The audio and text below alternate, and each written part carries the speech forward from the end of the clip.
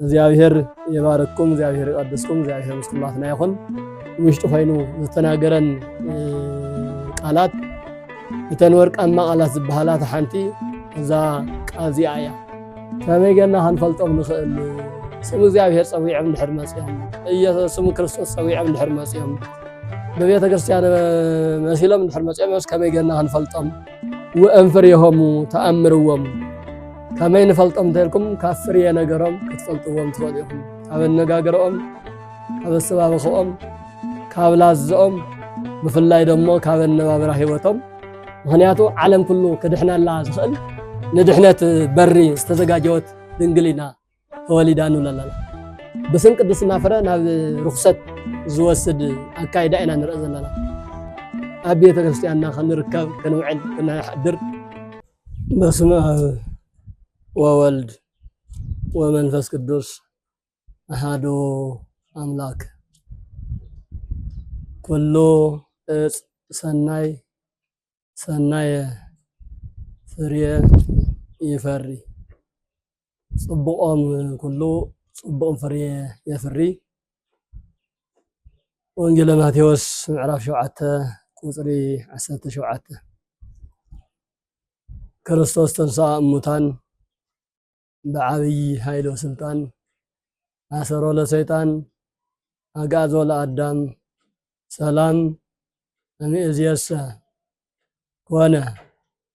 السها وسلام كريستوس كموتان تفليو بحتى وسلطانو تلعيلو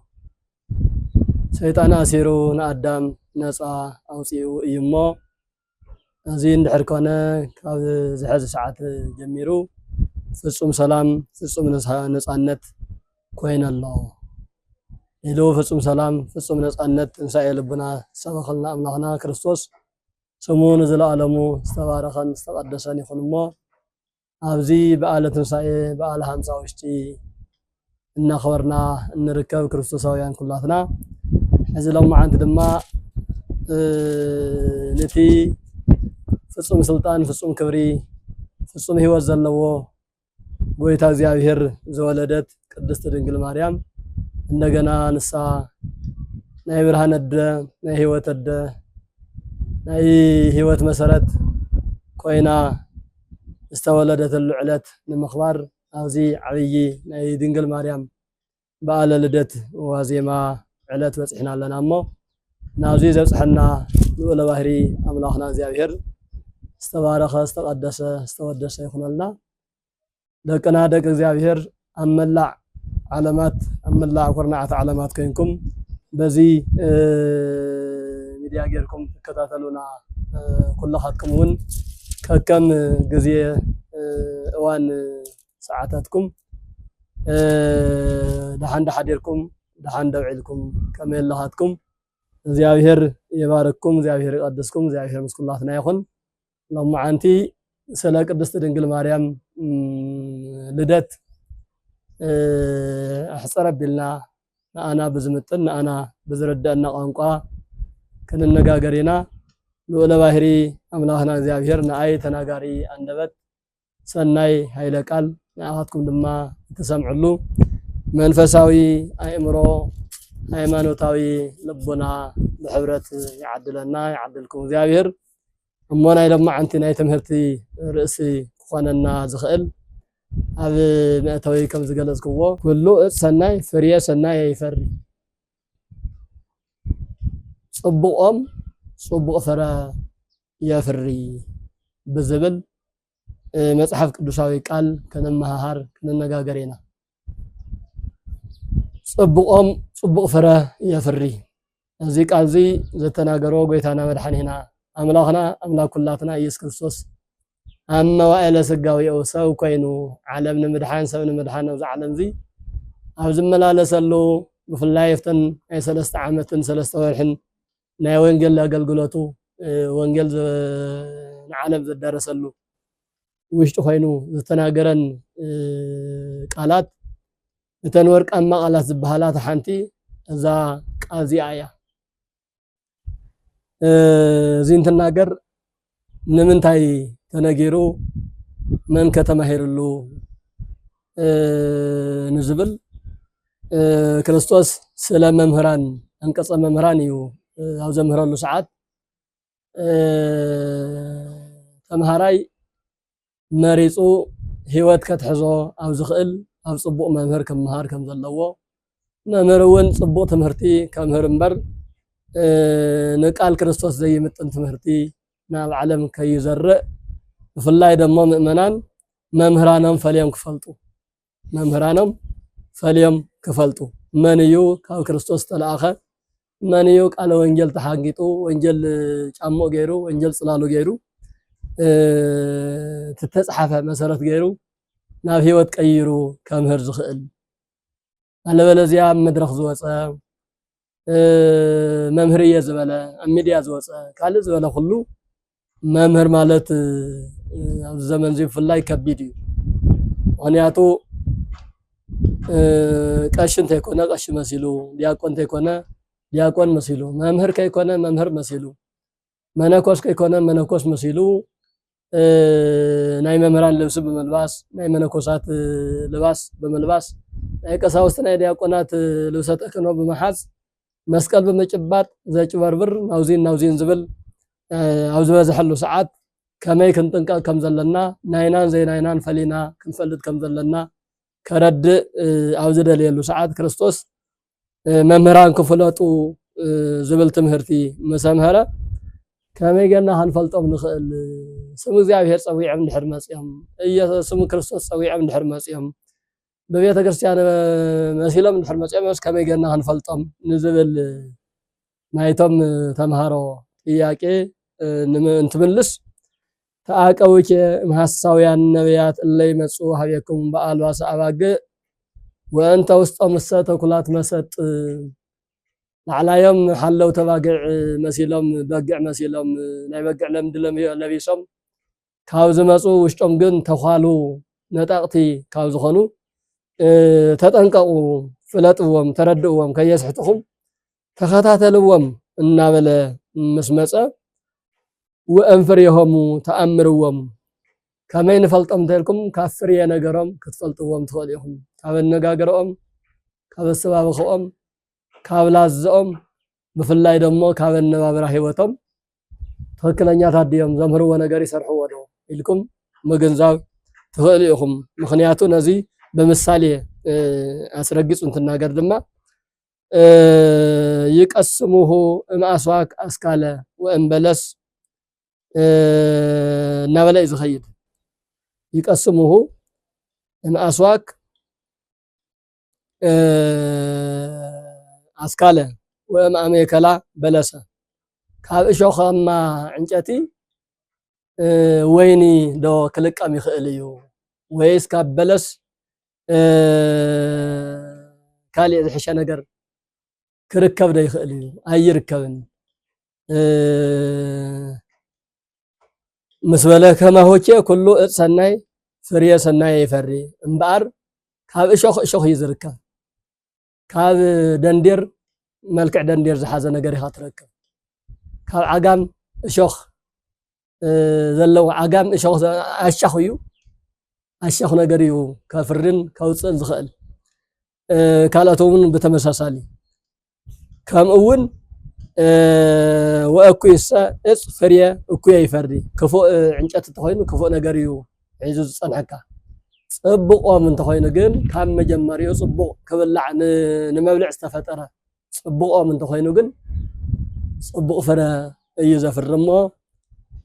በዚ የቢልኩም ክትፈልጡ ክትርድኡ ትኽእሉ ኢኹም ዝብል ሓሳብ እዩ ክርስቶስ ኣምላኽና ንደቀ መዛሙርቱ ዘምህሮም ንኣና እውን ትምህርቲ እዚ ወሳንን ኣድላይን ኮይኑ ስለ ዝተረኸበ ኩሉ ግዜ ንመሃሃረሉ እዩ ብፍላይ ኣብዚ ዘመን እዚ ኩነታቱ የማነ ፀጋሙ እዋኑ እንታይ ምዃኑ ፈሊኻ ኣብ ዘይትፈልጠሉ መሸገሪ ኩሉ መምህር ኣብ ዝኾነሉ ኩሉ ሰባኺ ዝኾነሉ ኩሉ ለባም እየ ባህሊ ኩሉ መንበብ እየ ባህሊ ኩሉ ሃይማኖተኛ እየ ባህሊ ግን ናይ ሃይማኖት ጣዕሚ ናይ ሃይማኖት ላዛ ዘይብሉ ብዙሕ ሰብ ካብ ቤተ ክርስቲያን እናውፀአ እናኸብለለ ናብ ኣዳራሽ ዝወስደሉ ንስሙ ኢየሱስ ጎይታ እዩ እናበለ ዝሰብኽ ግን ንጎይትነቱ ዝምጥን ቃላት ዘይናገር ናብ ግብረ ዝሙትን ናብ ግብረ ኢሉሚናቲ ናብ ግብረ ሰይጣንን ዝወስዱ ኣካላት ኣብ ዝበዝሕሉ ክርስቶሳውያን ደቅና ብደንቢ ክትገንዘቡ ህይወት ክትሕዙ መምህራንኩም ክትፈልጡ በዚህ ቢሉ መልእኽትና እውን ክኸውን ስለ ዝግባእ ከም መበገሲ ሒዝና ያለና ማለት እዩ እዚልና ናይ ትርእሲ መብራህሪ ህዚ እንድሕር ኮይኑ ናብቲ ዋና ዕለታዊ ትምህርትና እንትንኣቱ ጽቡቕ ፍረ ይፈሪ ዝበልናዮ ካብ ናብና ናብ ቅድስት ድንግል ማርያም ኣምፂና ብደንቢ ክንነሃረሉ ንኽእል ኢና ከምቲ ኣብ መዝሙረ ዳዊት መዝሙር 86 ቁጥሪ 1 መሰረታት ውስተ ኣድባር ቅዱሳን ያበድሮን እግዚአብሔር ለአና ቅጾጽዮን ኩሉ ተአይንሁ ለያዕቆብ ነጭር ነገሩ ዘእንቲአኪ ሀገር እግዚአብሔር እናበለ ዝጣቅሶን ዝዝርዝሮን ናይ ቅኖና ቅድስተ ቅዱሳን ድንግል ማርያም ካብ ስር መሰረታ ካብ ቅዱሳን ወለዲ ካብ ቅዱሳን ካህናት ካብ ቅዱሳን አማንያን ከም ዝመጸት ወለዳ ጽቡቆም ሰናይኦም ከም ዝነበሩ ሰናያን በመዃኖም ደሞ ሰናይ ጽቦቲ ፍረ አፍሪዮም ወሊዶም ከም ዝሃቡና በደንቢ ምርዳእ የድሊ ዳዊት መሰረታት ውስተ አድባር ቅዱሳን እንትብል ንድንግል ማርያም በቃለ ትንቢት እንትናገር ወላዲት ክርስቶስ ድንግል ማርያም ጥንተ መሰረታ አበሕጓታታ ቀደምት ወለዳ እንባታት ይሉ ዝተቀደሱ እንባታት ይሉ ይጠይሱ ዝተቀደሱ አኽራናት ዝተቀደሱ እንባታት እንባ እዮም ግን ዝተቀደሱ ተፈለዩ ማለት እዚ በድንጋይ በኦመን በደንጎላን ዝተኸበበ እንባት ይኮነስ ዝተቀደሰ ማለት ዝተፈለየ ካብ ኃጢያ ዝተፈለዩ ካብ መርገም ዝተፈለዩ ካብ ዝሙት ዝተፈለዩ ካብ ዘይምእማን ዝተፈለዩ በሰናይ ተግባሮም ደሞ ክንድ እንባ ዝኸውን ዓብይ ታሪኽ ዘለዎ ስለዚ ቅዱሳን እንባታት ኢሉ ይዝውዖም ካብዞም ቅዱሳን እንባታት ሰናይ ፍሬ ድንግል ማርያም ተረኺባ ማለት እዩ ቅዱሳን እንባታት ዝተባሃሉ ሃናን ኢያቄምን እዮም ናይ ሃናን ኢያቄምን ናብ 7 ትውልድ እንድሓር ተመሊስና እንተሪእና እውን ዝገርም እምነት ዝነበሮም ዝገርም ሰናይ ምትሕልላይ ሰናይ ምርድዳ ምድኻ ዝሓስቡ ስመ እግዚአብሔር ዝጽውዑ ካብ እግዚአብሔር ሕጊ ዋላ ንሰከንድ ፈቀቅ ዘይብሉ ንድሓር ዘይብሉ ዝተቀደሱ ወለዲ ከም ዝነበሩ ኣብዚ ነገረ ማርያም ዝተባሃለ መጽሓፍና ሰፊሩ እንረኽቦ ቅዱስ ታሪኽ እዩ ስለዚ ነዛ ቅድስተ ፍረ እዚኣ ካበይ ተረኺባ ከመይ እዩ ቅድስና ናይ ባዕላ ቅድስና ከም ዘሎ ኮይኑ ብስሩኽ ሓረገት ውልዳኻ እንታይ ይመስል ሰናይ ኦም ኢልና ዝገለጽናያ ሰናይ ኦም ጽቡቕ ፍረ ይፈሪ ዝተባሃሉ ወለዳ እዮም ወለዳ ኣብ ከመይ ዝበለ ቅድስና ከም ዝነበሩ በቲ ቅድስና ንሰቢሎም ደሞ ነዛ ቅድስት ፍረ እዚኣ ከም ዝሃቡና ሊቃውንት ወለድና ብመጽሐፍተ ትርጓሜ ይኹን በነገረ ማርያም ይኹን በታሪኽ ወለድ በታሪኽ በትውፊታዊ ታሪኽ ይኹን ብደንቢ ገይሮም አጽኒሖምና እዮም እምባር ንድሓር ናብ 7 ትውልዲ ተመሊስና ድንግል ማርያም ካብ ሃና ካብ ኢያቄም ንድሓር ናብ 7 ትውልዲ ተመሊስና ንእሽተይ ተሰናይ ፍረ ዝተቀደሱ እንባታት ዝተባሃሉ ክንዳይ ናይ ቅድስና ከም ዝነበረሞ ኣብ መጨረሻ ግን ዝበለጸት ቅድስት ደሞ ቅድስት ጥራሕተ ይኮነስስ ቅድስተ ቅዱሳን ፍረ ከም ዝፈረየት ምርዳእ ንኽእል ኢና እምበር ናብ 7 ትውልዲ ንድሓር እንትንምለስ በጥሪቃ ቴክታ ዝበሃሉ ክልተ ሰብኣይን ሰበይትን ቅዱሳን ወለዲ ከም ዝነበሩ أو نجار مريم مصحفنا بدن بي تذكروا تتنتينون رخوة مالتيو بطريقة تيكتا زبهالو ولد دخلته سبات بطعمي بتزمن نسو كما أتهم زبالة هفتامين برن زي قدي لوام زي بهالو سب صقا نيرو أتقبق لي بعراي لحمي خاله ورك بري ألماس عنقي زلو زبهالو زعلم زنبر هفتي وقزقم نيرو وتزعوي هفتي ناي ولاد هفتي قنا ينبرم مچم سب حدار غيرو تمرعو حدار مسريتو سواء سويتن كوينون تنبر كافتو قطر حدا زدليوت داي مجمري حدا ولادي ازوم كلت ولدي سواء سويتن بطريق انت يقطال ملو هافته صقا نيرو ولاد غنا ينبرم اتزغرم ግን ولاد يبلنا دمو اند حرزي وليدكي تاي قبرك خوينا يبلن بطريقه تيكتاون اندحر زي تولد لي كون كان تاخد مساي من اركان تايو او كالي خيد يا كالي مكر يا زل حساب او كلتيوم ينبر እግዚአብሔር ዝገበረ ገበሪዩ እግዚአብሔር ኩሉ ዝካአሉ አምላክዩ ስለዚህ ንሕና በእግዚአብሔር ፈቃድና ሓደ መጽና ለና ሓዳን መልስትሪና ለና ናይ ወላድ ጉዳይ ደሞ ናይና ጉዳይ ኮነን ናይ እግዚአብሔር ጉዳይ እዩ ኢሎም እግዚአብሔር ይቦም ይነብሩ ነይራ ናም ከብለታት ሓደ መዓልቲ በጥሪቃ አብየተ መዛግብት አውዚ ወርቂ ብሪ ነሐስ ዝተፈላልዩ ማዕድናት ዝተኸዘነሉ ቤተ መዛግብት አትዩ ኩሉ ነገር ሃፍቲ ንብረቱ ጸግኡ ሪኡ ወፂና በዓልቲ ገዙ ተክታ ቤት ኩሉ ነገር መሊእና ገዛና በሃፍቲ በንብረት በወርቅ بخبر مأدن مليء الله تايم ما يخون ولاد يلا من يخورسو إذا كلها هفت النوراتس من يخوني له نسان تتمل ستايلاته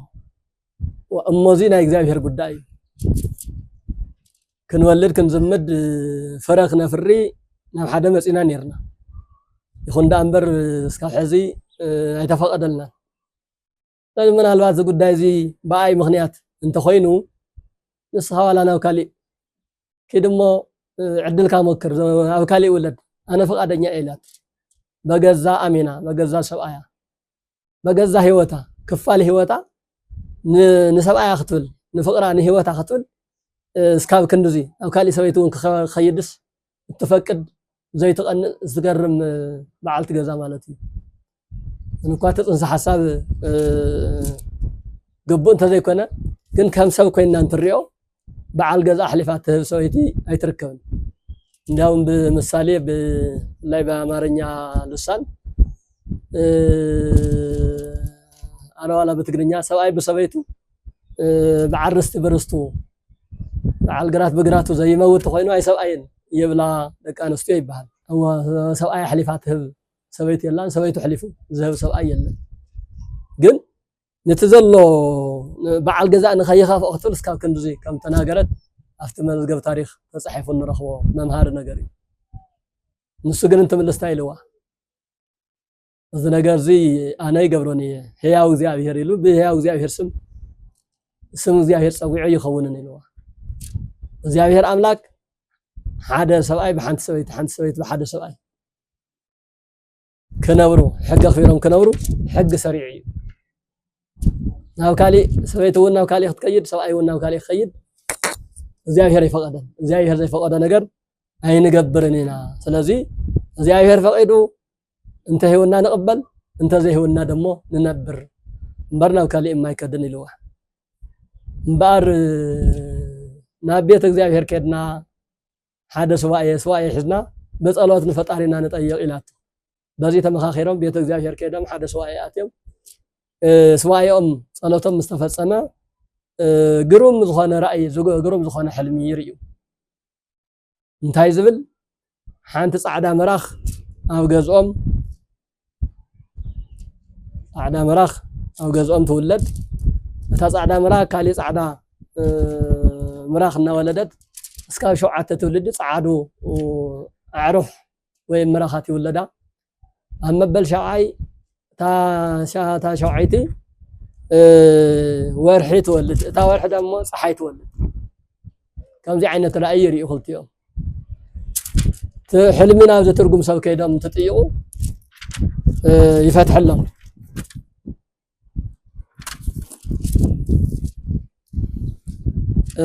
بقر ذا عرح زيئة ذا صعدة عرحي ذا صعدة لحم زيئة صبقتي ولاد تنستي تولاد كتولديهم نساون كم أخت ولد يا هم قلنا ولد كاش عتة ولدي صبقات والد كل دالكم ين أما بدل شوعي تزلاجن ورحم ولادا من الوقت كاو سبل علز بلد كاو زيافر تحز بلد كتكون تخل هاورحي صحي مولادا جن بتعمي زجرم نمفتحون مسأجة مزخنة كفتحي كأنكم من الوقت كم نقص وهي كم نبي زبالك خوني خل بزخنة عريو أنا نزي قلت يكون اللين سكاور حزن لجن صبوات قدسات أوالد كم تولد إزري إلو نجيروا بازي مغنيات الشيء زي أبيرك برالنا يخون النايلم تمليسم بدحريو تيكتا سانيسا ولدت موت تولدت هي إيمين إلى مسوعوا هي إيمين يبل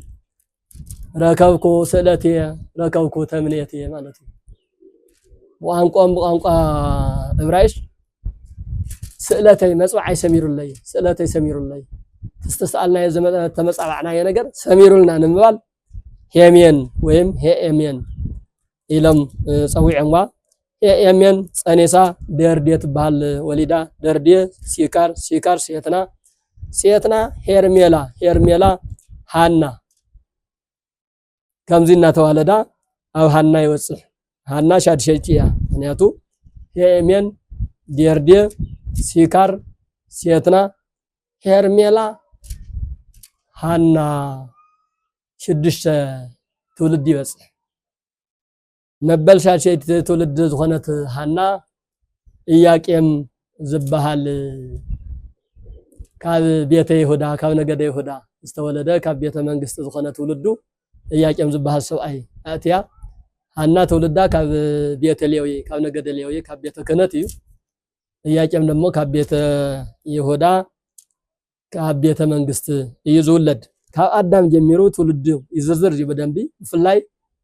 قدس تولدي مسرتات يا أستاذ أدوار قدسان كاستقدسوا انباتات استفريت قدس استرخبت قدس يلو زتنتنا كأدم جميرنا بسم طرح طويسنا انترينا يوم أدم تراي مجمريا قدس أبويو كأدم سكابنو أبراهام يساق يعقوب يهودا فارس سولومون بوئيز اسي داويد سلومان حزقياس زروبابيلنا ولا إياكم زوصح بتحد وجن كناي هانا تولدون ليوي قات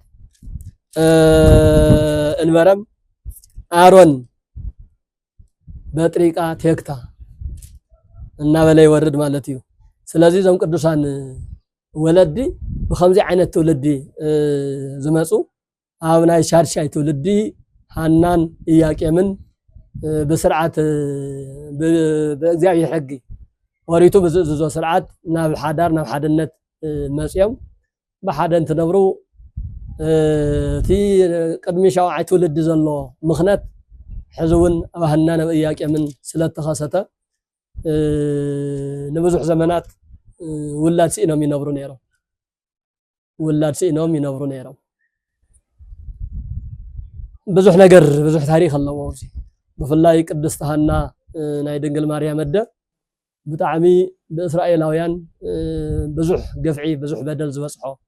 ዝተጸየፈ ካብ ብዙሕ ነገር ካብ ብዙሕ ክብሪ ንኢሱ እዩ ዝረአ ነይሩ ሕልፍ ሓሊፉስ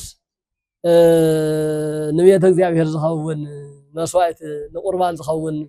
ንቤተ እግዚአብሔር አገልግሎት ዝውዕል ነገር ሒዞም መጽዋዕ ሒዞም እኳ ተኸይደው ናብ ቤተ እግዚአብሔርስ እቶም ሊቃነ ካህናት መኻናት እንድሕር ኮይኖም ይቕበልዎም ወእይቱ የከፍ መስዋዕቶም ለመካናት ናይ መካናት መስዋዕት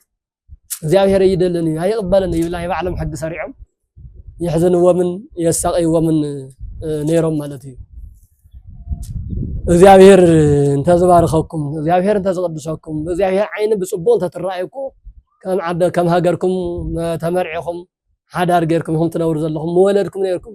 በረከተ ውልድ ግን ኣይተዓደልኩምን ርጉማን ኢኹም ስለዚ ናታትኩም መስዋዕት ናታትኩም ምጽዋት ናታትኩም መጽዋዓ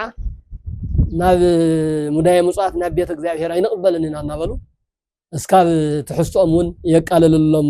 ዝነበሩ ብጣዕሚ ዓብይ ፈተና እዩ ነይሩ ኣብቲ እግዚአብሔር ዝበሎ መዓልቲ ግን ቅዱስ መልአክ ተገሊጹ ናይ ባዕሎም ራእይ ናይ ባዕሎም ስዋኤ ኣለዎም ንሳቶም እውን ስዋኤኦም ምስ ፈጸሙ መልአኩ ተገሊጹ ቅድስት ፍልይቲ ዝኾነት ፍረ ፍልይቲ ዝኾነት ኣደ ከተወሃበኩም እያ ኢሉ ብዝገለጸሎም መንፈስ መበል ሻውዓይ ትውልዲ ድንግል ማርያም ካብ ሃና ካብ ኢያቄም ተጸኒሳ ያው ጽንሰታ መስከረም ነሐሴ ሸውዓተ ዝረአየሉ ሐምለ 30 እዩ መስከረም ሸውዓተ ድማ ድንግል ማርያም ተጸኒሳ ጉንበት ሓደ ብስርዓት ተወሊዳ ማለት እዩ እምበር ጽቡቆም ጽቡቅ ፍረ ይፈሪ ዝበልናዮ እዞም ቅዱሳን ወለዲ ካብ በጥሪቃ ቴክታ ጀሚርኩም ረእይዎ ምኽንያት ተተፈጠረ ገለን ተተፈጠረ ብምኽንያት ብገለ ምኽንያት ክፈላለዩ ዘይደልዩ ዘይከሓሓዱ ዘይጥላለሙ ኣብ ሕጊ እግዚአብሔር ጸኒዖም ዝነበሩ እግዚአብሔር ዝበሎ ይኹን እግዚአብሔር ዝሰኣኑ ነገር የለን ኢሎም ዝነበሩ ቅዱሳን ወለዲ ነይሮም እዞም ቅዱሳን ወለዲ ደሞ ዝተፈለየት ቅድስት ጥራሕተ ይኮነት ቅድስተ ቅዱሳን ካፍቶም ዝተፈለዩ ካፍቶም ዝተቀደሱ በሊጻ ዝተቀደሰት መርገመ አዳም ጥንተ አብሶ ዘይብላ ንጽህት ዘርኢ ክወልዱ ኽኢሎም ማለት እዩ እምባር ክቡራትን ደቅና ደቅ እግዚአብሔር ከምቲ ዳዊት መሰረታት ያው ዝተአድዋር ቅዱሳን መሰረታ ጥንተ ትውልዳ ካብ ዝተቀደሱ እንባታት እዩ ከም ዝበሎ ዝተቀደሰት አደ በዝዕለዚ ካፍተም ቅዱሳን ወለድ ቅድስት ኮይና ናብዚ ዓለም ዝመጸትሉ ዕለት ኢና ግንቦት ሓደ ዕለተ ልደታልና ነኽብር እንዲያም ቅዱስ ያሬድ ኣብ ዝማሪኡ ማህሌቱ ከመ ትቤዙ ነቢያተ ወሐዋርያተ ጻድቃነ ወሰማዕተ አማን ተወልደት እመብርሃን ድንግል ማርያም ናይ ነቢያት ትንቢት ክትፍጽም ነቢያትን ጻድቃንን ሰማዕታትን ኣብ ብሉይ ኪዳን ዝነበሩ ኩሎም ኣብ ሲኦል መከራ ሲኦል ዝቕበሉ ዝነበሮም ኩሎም ንኣቶም ንምድሓን ናይ መጀመርያ ናይ ድሕነት ምኽንያት ኮይና ኣብዚ ዕለት እዚ ብርሃን እመብርሃን ናይ ብርሃን ኣዶ ናይ ብርሃን ጎይታ ናይ ጎይታ ናይ ኢየሱስ ክርስቶስ ኣማናዊ ብርሃን ዝኾነ ጎይታ ናትወደ ሎሚ ተወሊዳ ኢሉ እዩ ብድርሰቱ ገሊጽዎ ዘሎ ካብዚ ተላዒሎም ደቅና ቤት ትምህርቲ ሰንበትም ካልኦትም ኣማን በኣማን ተወልደት እመብርሃን እናበሉ ፍቲ ዕለት እናተዘመረ ዝውዕል ቅዱስ ያሬድ ካብዞም ቅዱሳን ወለዲ ካብዞም ቅዱሳን መሰረት ቅድስና ዘለዎም ዓበይቲ እንባታት ተባሂሎም ተጸውዑ ቅድስት ዝኾነት ብርሃን ዝኾነት ናይ ብርሃን ኣደ ከም ዝተወለደት ምውላዳ ባዕሉ እውን ንባዕላ ጥራሕቲ ይኮነስ ከመ ትቤዙ ነቢያተ ወሐዋርያተ ጻድቃነ ወሰማዕተ አማን በአማን ተወልደት እመብርሃን ናይ ነቢያት ትንቢት ናይ ነቢያት ጸሎት ናይ ነቢያት መስዋዕት ናይ ካህናት ኦሪት መስዋዕት ሁሉ ከም ዝተረገመ ደም ጨርቂ ኮይኑ ተቆጺሩ ጸሎቶም ትንቢቶም ትምህርቶም መስዋዕቶም ኩሉ ናብ ሲኦል ካብ ምውራድ ኣይድሓኖምን ነይሩ ብዙሃን ነቢያት ወጻድቃን ሞቱ ወአልዎ ዘወቃ ሞተሙ ወአልዎ ዘወቃ ሞተሙ ወዘ ክርስቶስ አድሃነ ዓለመ ከም ዝበሎ ሊቁ ብዙሃን ነቢያት እስካብ ሰማዕትነት ተጋዲሎም እዮም ብዙሕ ታሪክ ሰሪሖም እዮም ብዙሕ ትንቢት ተናጊሮም እዮም ግን ሲኦል ምውራዶም ኣይተረፈን ነይሩ ድንግል ማርያም ምስተወለደት ካብ ድንግል ማርያም ዝተወለደ ጎይታ ግን ቤዛ ኮይኑ ናይ ህይወት መስዋዕት ከፊሉ ካብ ሲኦል ናብ ገነት ካብ ሓሳር ናብ ክብሪ ካብ ጸልማት ናብ ብርሃን ኣሸጋጊርዎም ስለዚ ነዚ ናይ ህይወት ተግባር እዚ ንምፍጻም ነቢያትን ሰማዕታትን ጻድቃንን ኩሉ ንኣቶም ኩሉ ቤዛ ዝኸውን ኣምላክ ንኽተርክብ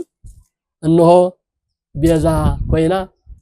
እመብርሃን ኣብዚ ዕለት እዚ ተወሊዳላ ተባሂሉ ዘሚሩላ ቅዱስ ያሬድ ማለት እዩ።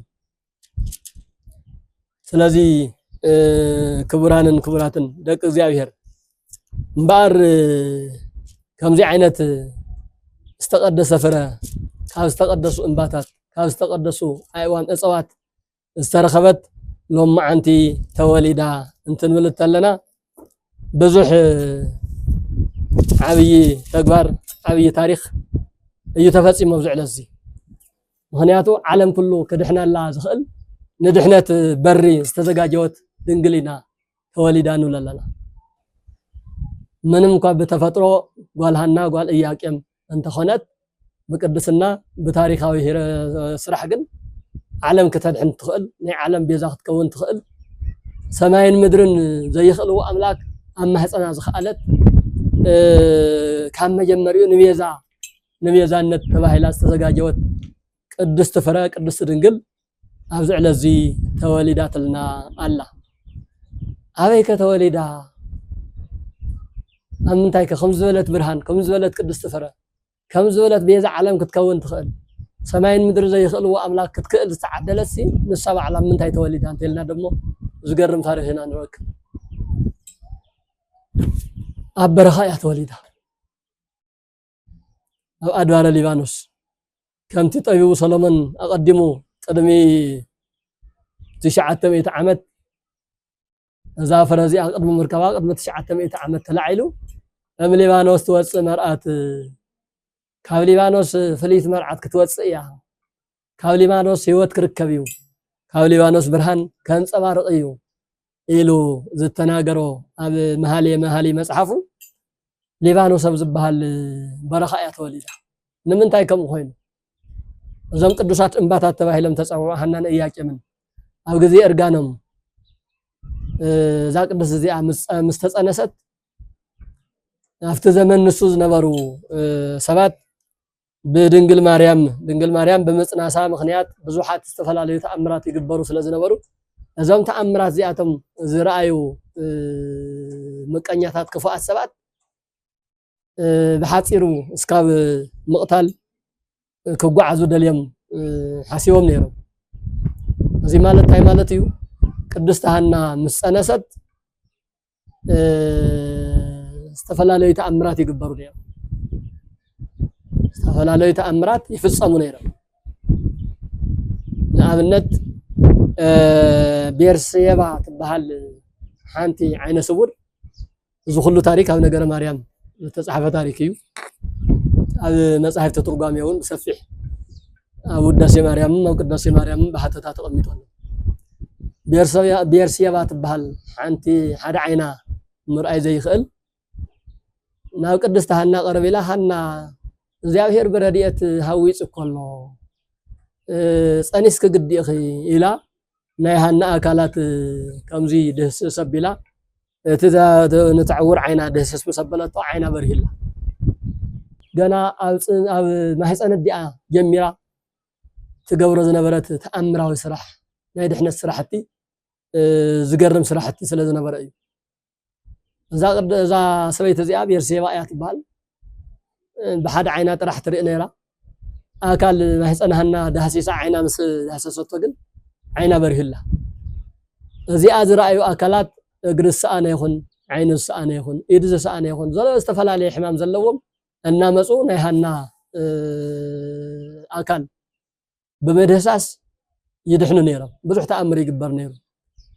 ካብ ሕማም ጥራሕ ዘይኮነስ ካብ ሞት ዝተላዕሉ ኣካላት እውን ነይሮም። ለምሳሌ ሳምናስ ወልደ ጦሊቅ ዘይነብር በቤተ ዶይቅ ይብል ነገረ ማርያም ሕዚ እውን ሳምናስ ዝበሃል ኣብ ቤተ ዶይቅ ዝነብር ወዲ ጦሊቅ ሳምናስ ዝበሃል ንሃና ዘመድ ናይ ሃና ዘመድ ዝኸውን እዩ።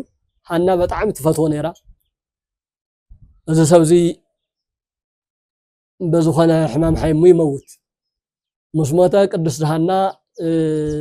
ዋይ ወዲ ሓወይ ዋይ ወዲ ሓፍተይ እናበለት እናልቀሰት ናብቲ أسكرين زلوا قرب إلى صلاة وتامس عرفوا بدق له تلعيلو سلام لك أو أنا هيوتو لزجورة سماية ومدرة سماين مدرة نزفت أرا قويتا إن حقو أزغان كي هانا سلام تايقبكي إلو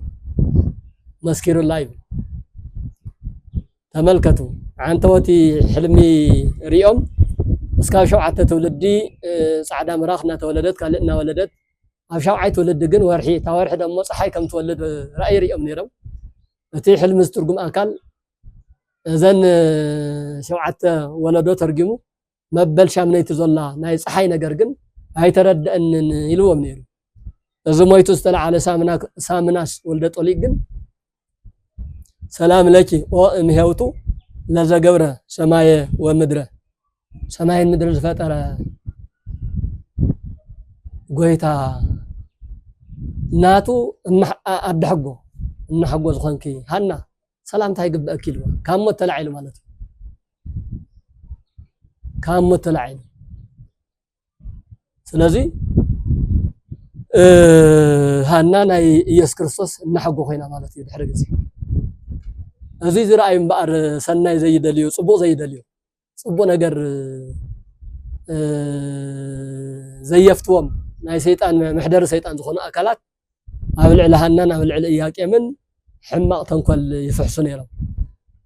كرم حزي إن داويت إن صلومن ناي زيئتهم بحقو نحقو زخونو كرم آيات زخونو بسروا من قسنت أربع زمن قد كيطم يجزؤنا نيرم حزي دمو أو كرسهنا أما حسنهنا خوينو تأمر زقبر زلو ولاد مستولد نقص دي خون انتا يخون أنا قد كيطور يجزؤنا سلازي قدمنا خنج كنقتلوا لنا كاو قص مدرخنا وقدوا من لنا يلوم بصلاة النت بصل إسر استلعلو حزونا يزيغير ملاك تقليسو بل حما زحاسو سبات وزخبابي سلازلو ناب ليبانوس برخا حيسكا ياخيد أو تولد سلز توهال إياكم بعال تقزو بصحت وارحي هانا حيزو ناب أدوار ليبانوس كيدو أو توليدا قنوت حدا معال تتوليدا مالتي لومي بعال لدتا لمريم تنخبر أو سرقيا أو دقا كالي دقسنا نفرو باب خبابيو كم كبابيو نفرو أنفيرو ذا خبر الله قعد قعيتو بعد ذا خبر الله ذا لو دم حاريدو خالق غيرون يخبر يخال قن بتمساسل يعدنا أو دقا يخبر أو جزاوش تيكون نمنتا يتتباهلو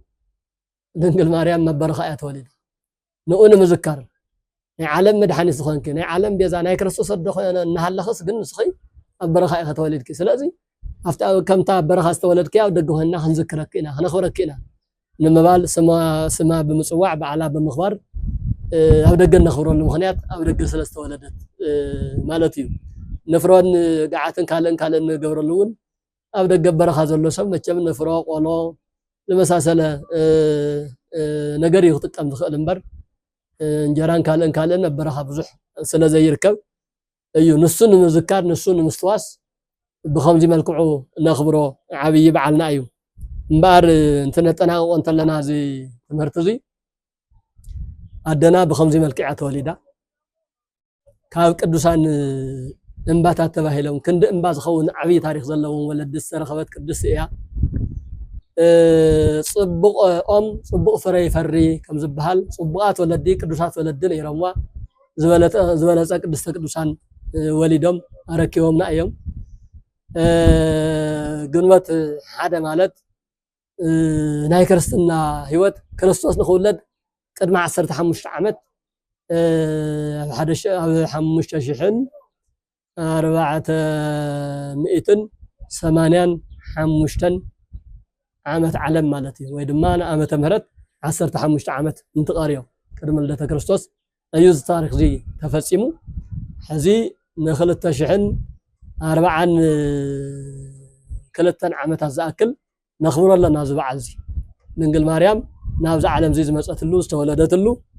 نحنا خنولد نحنا بحدث منفس كنولد نحنا خندحن ادامن دق ادامن كابزلوا مكرا نخنا زازو نخنا قفو ناي مجمريا ناي دحنت منقد زخنت دنقل مريم كتولد سلازنبرا تولد الله سلازي دحنتنا بيزانا ناي برهان قلاصيت برهاننا تولدات لنا الله نابلنا إنا نخبره انت خونا جن كم تزرق زلو خناتات بسم بعل لدت على مريم زغبروا زلو خناتات جن نتي بعل نتمن فساوي بعل زقلص ايكونن فلاي بزحزن ملكعو ناينو نا قدست دنگل مريم بعلات بعل لدتان بعل فلستان زغبروا منفساوي كيكونس بسم منفساوي جن سغاوي زخونو مزيقان كالئن እንዲያውም ክብረ ድንግልና በዘስእን መልክዑ ስኽራን ዕብዳን ዝተሓወሶ አከባብራ በዓል ንርኢ ንሰምዕና እዚ ዓላምኡ ሰሓተ መስመሩ ሰሓተ ናይ ቅድስና ፍረት ይኮነስ ብስም ቅድስና ፍረ ናብ ርኽሰት ዝወስድ አካይዳ ኢና ንርኢ ዘለና ለዚ በዓል ድንግል ማርያም እመብርሃን ተወሊዳትልና ኢና ክንኽብር ተኾይና ስርዓቱ ብዙሕ ኣለዎ ኣብ ቤተ ክርስቲያን ተረኺብና يعني كاوزيما جميرو سرعة وازيما تقيمو ليتمنو بمهلية لقاون تولدنا بمهلية حديرو بقداسية تخبيرو ببزح مالكعو بمنفساوي بعالي زخبر سلازي أوزو منفساوي بعالي ترخيبنا قدس قو تقبلنا كور دمو تقبلنا مهلية سمعنا صلاة جدانو بصحنا سرعة قداسية تخطاتلنا قدسان توليدا نابلنا نابرفصات زمرح نقر كنقبر سلازيبلنا نهاي قدسنا سراحة تسريحنا أبي تكريستياننا خنركب كنوعل كنحضر كابي تكريستيان ملس زلو دمو منفساوين هايمانوتاوين تحسو بزح لو ملكع نقبرا نقر بملو مس ندايان مس زي بلوم أكلات كوينا تحبابيرنا قرب نقر بلعنا ساتينا أمسجنا منفساوي تمهرت تمهرنا دعا كنخبرو يقبا أنبر استفلالي ملكو استفلالي مستታት قريبካ بلعኻ ሰቲኻ ሰኺርካ ጎይላን ዳንስን ዳርጋ ወጋሕ ተበለይት ብዝመስል መልክዑ ዝኽበር በዓል ክርስቲያናዊ በዓል ይኮነት መርገም ከምጽእ ተኾይን እምበር በረከት ከምጽእ ይኽእልን በተመሳሳሊ ኣብ ፍልሰታ መወዳእታ ወል ዝግበር ብስመ ሸንዳ ግን ናይ ብዙሓት ደቅና ኣዋልድ ድንግልና ዝጠፍአሉ ናይ ተባዕትና ያንስችን ርኽሰት ዝፍጸመሉ ኮይኑ ይረአ ስለዘሎ ኣብ ዘንክልተ ኣብ ልደታውን ኣብ ፍልሰታውን ዝረአያ ናውን ዝተቀደስና ሰባት ኮይኑ ዝተቀደስና ወለድ ኮይና ቅዱሳን ክነፍሪ በትምህርትና ክነፍሪ በስነ ምግባርና ክነፍሪ በሃይማኖትና ክነፍሪ ببزح نجارو لا يقدسنا فرا كنا فري زياهير يحجزنا زياهير ببركات برديت هي فلينا وسبحان الله زياهير ولنا يتنقل ولا مسكين كبر زياهير حزبنا عندنا يبارك يقدس